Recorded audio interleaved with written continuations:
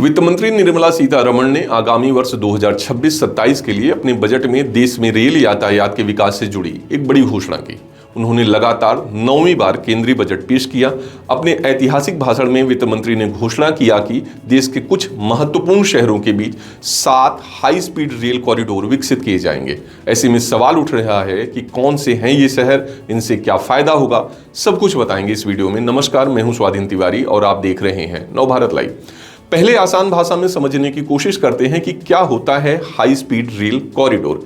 तो high speed rail corridor वह विशेष railway मार्ग होता है जिस पर ट्रेनें बहुत तेज गति से चलने के लिए डिजाइन की जाती हैं। आमतौर पर इन ट्रेनों की रफ्तार 250 किलोमीटर घंटा या उससे अधिक होती है।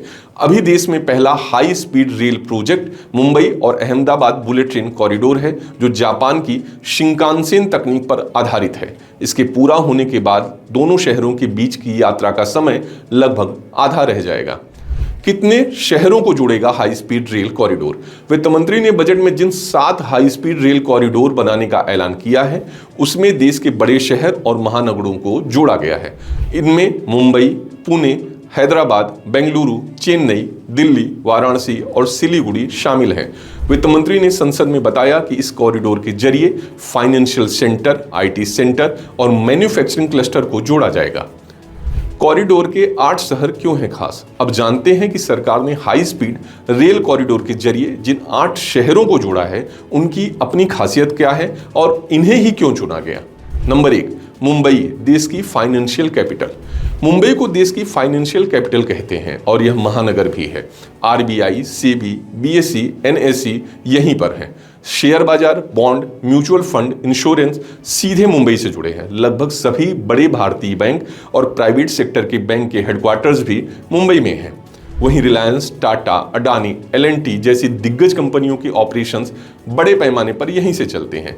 पोर्ट, ट्रेड गेटवे के मामले में भी मुंबई की भूमिका बेहद खास है। इसके साथ ही फिल्म इंडस्ट्री, जिनमें बॉलीवुड, टीवी, ओटीटी और विज्ञापन इंडस्ट्री का अरबों रुपए का कारोबार भी यहीं से होता है। देश का सबसे महंगा और एक्टिव रियल एस्टेट मार्केट यहीं पर है। नंबर 2, पुणे, ऑटो इंजीनियरिंग और एमएसएमई सेक्टर का हब। मुंबई के बाद पुणे को महाराष्ट्र का दूसरा सबसे बड़ा आर्थिक इंजन कहा जाता है। सरकार ने अपने बजट में मैन्युफैक्चरिंग पर फोकस किया है। पुणे इसके लिए भी जाना जाता है। यहाँ Tata Motors, Bajaj auto, Mahindra, Mercedes Benz, force motor जैसी कंपनियां काम कर रही हैं। ऑटो, इंजीनियरिंग और एमएसएमई सेक्टर से लाखों लोगों को नौकरियां मिलती हैं। Hinjewadi IT park, Magarpatta, Khadki Talegaon belt बड़े आईटी क्लस्टर हैं। यहाँ एआई, फिनटेक और डीपटेक स्टार्टअप्स तेजी से बढ़ रहे हैं। यहाँ auto components, machine tools, pharma, defence manufacturing के सेंटर भी हैं। शिक्षा के मामले में इसे पूर्व का ऑक्सफोर्ड कहा जाता है। यहाँ स्किल इकोनॉमी बढ़ाने वाले COEP, Symbiosis, Savitribai Phule Pune university जैसे उच्च शिक्षा के केंद्र हैं। Number 3, Hyderabad, drug capital of India. यह आईटी और ग्लोबल टेक हब कहा जाता है। यहाँ Microsoft, Google, Amazon, Meta, Apple, Infosys, TCS, Accenture जैसी बड़ी कंपनियां हैं। हैदराबाद को ड्रग कैपिटल ऑफ इंडिया भी कहते हैं। यहाँ तैयार होने वाली दवाओं और वैक्सीन के एक्सपोर्ट से अरबों रुपए की हर साल कमाई होती है। यह शहर pharma park, medical device park, electronic manufacturing centre भी है। स्टार्टअप और इनोवेशन इकोसिस्टम की बात करें तो यहाँ टी हब, वी हब जैसे इनक्यूबेशन सेंटर भी हैं।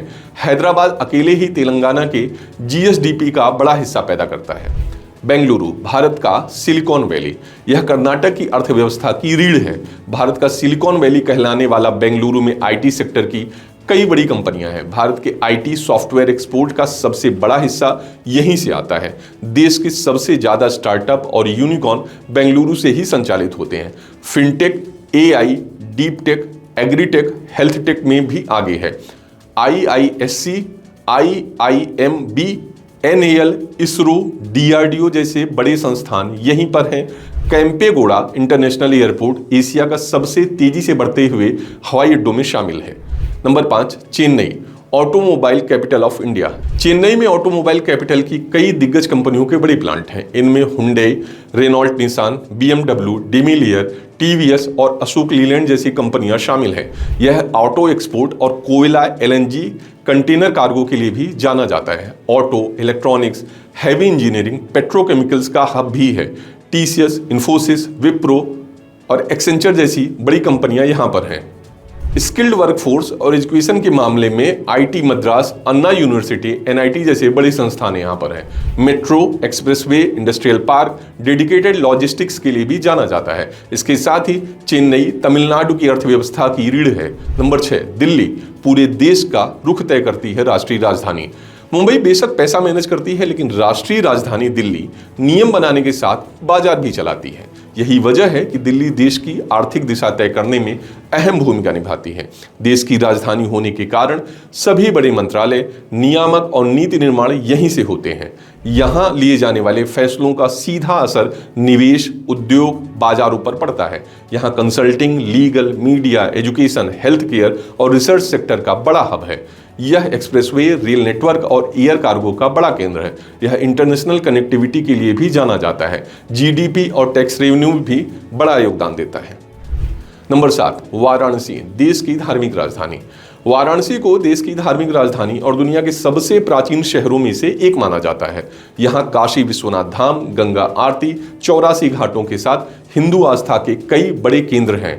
हर साल यहाँ करोड़ों श्रद्धालु पहुंचते हैं और धार्मिक पर्यटन से होने वाली कमाई आर्थिक दायरे को मजबूत करती है। यह बौद्ध सर्किट का अहम हिस्सा है। सरकार ने इस साल भी बौद्ध सर्किट पर ऐलान किए हैं। काशी हिंदू विश्वविद्यालय यानी BHU देश के सबसे बड़े शैक्षणिक संस्थानों में से एक है। मौर्य काल से आधुनिक भारत तक वाराणसी की ऐतिहासिक भूमिका रही है। अब आखिर में नंबर 8, सिलीगुड़ी नॉर्थ ईस्ट का लॉजिस्टिक गेटवे। भारत का सबसे संवेदनशील रणनीतिक कॉरिडोर यही है। सिलीगुड़ी से पूर्वोत्तर भारत के 8 राज्य जुड़ते हैं। पूर्वोत्तर राज्य की सप्लाई चेन सिलीगुड़ी पर निर्भर है। यही वजह है कि इसे नॉर्थ ईस्ट का लॉजिस्टिक गेटवे कहते हैं। यह दार्जिलिंग टी, उत्तर बंगाल की कृषि उपज का सबसे बड़ा ट्रेड सेंटर कहलाता है।